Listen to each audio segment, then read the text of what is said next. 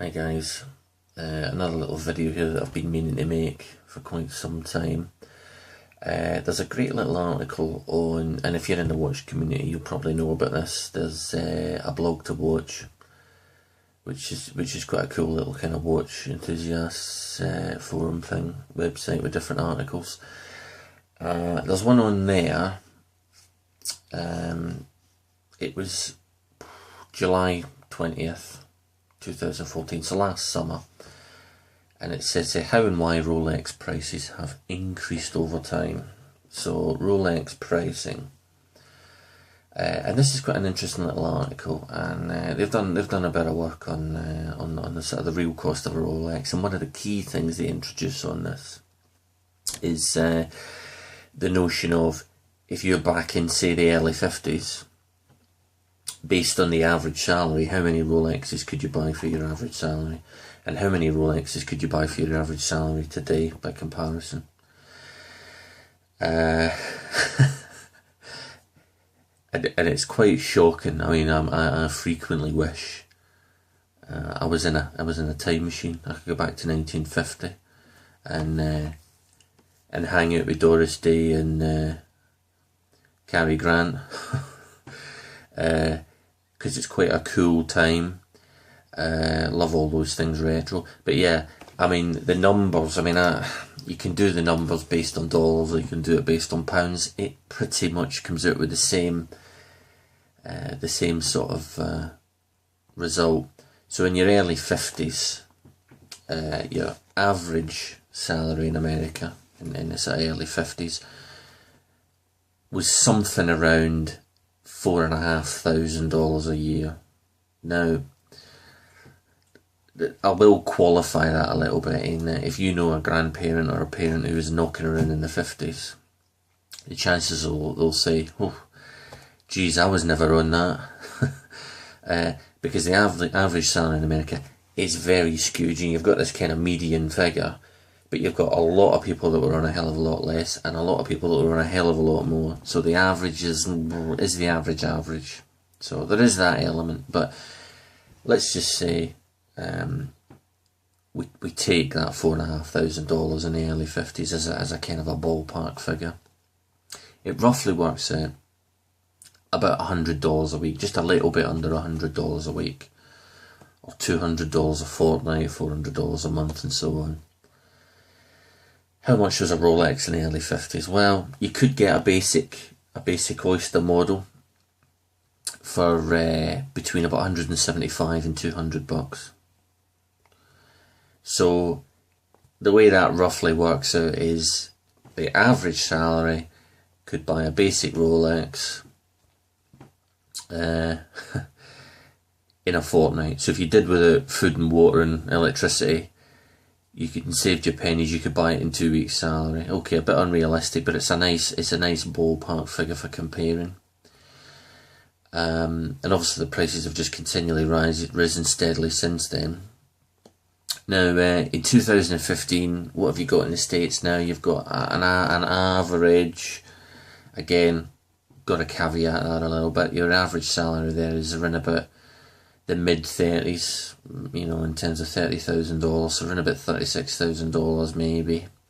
Again, there'll be loads of people on less, a lot less, and loads of people on a hell of a lot more. But again, we'll take that as the average. So the salaries has probably gone up eightfold in about 60 odd years, getting on for nearly 10 times the amount. But obviously, to combat that increase in salary, you've got an increase in inflation, and the increase in inflation, I think, outstrips it, you know, far and above. So what are you looking at paying now for the same sort of Rolex? Probably $8,000 or $9,000.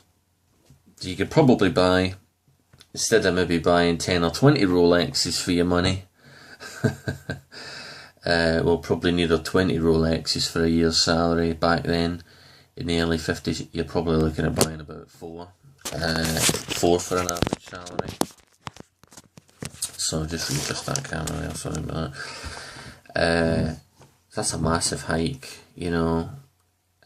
If you do the figures in pounds, it roughly works out the same. It's quite an interesting exercise. Now, what would, if a Rolex was the equivalent of about $175 to $200 today, what would it really be if you just took the flat rate of currency increase? You're probably looking at a couple of $1,000s. So, you know, when you look at the price of a Rolex today, you know, $8,000 or $9,000 perhaps for new. I know you could probably get some models a bit cheaper, but either way, you know, you are still a good several orders of magnitude away from it being anywhere near a 50s price, which I think is a bit of a shame. And obviously there's several reasons for that. There's the quartz revolution that kicked most of the mechanical makers in the balls. There's other things with inflation that have happened. So it is what it is, but it's a shame that an average 40-year-old gent can't go out with an average wage and spend 2 weeks' money on a watch. I mean, for me, what would that be? Probably a couple of weeks' money is maybe 1,500 quid, but and I'm quite well paid. That's above average. Average, you're probably looking at maybe 400 or 500 quid a week. So you'd need a Rolex to really cost, you know, no more than £3,000. Probably, you know, even allowing for the improvements in technology, probably no more than about 2.5. And ironically, the Tudor range, you can get the Tudor Heritage, which is a bit like the Explorer. You can get the Pelagos, which is obviously the sub equivalent, and so on. They're a bit more priced as per what would have been the equivalent of the 50. Still maybe a touch above, but a little bit more priced reasonably. But it's a crying shame that the Rolex luxurification has pushed the prices into a realm that's really a bit beyond the average person. So unless you happen to still be living at home with your mum and you work as a stockbroker, or you've inherited a truckload of money, it's probably going to be a little bit out of your reach. But yeah, it's quite interesting. And it's the same for things like cars and houses. You know, they've gone up at a very similar rate. And this kind of hyperinflation that's been occurring both in the States and elsewhere in the Western world, it's a bit of a kicker. I mean, even I've noticed it where I make good money, but my disposable income is practically non-existent now. So Lord knows how anybody on less money survives. Which is interesting. So there's sort of food for thought. Rolex prices. Do you think they're too expensive? Do you think they're worth every penny? Let me know what you think.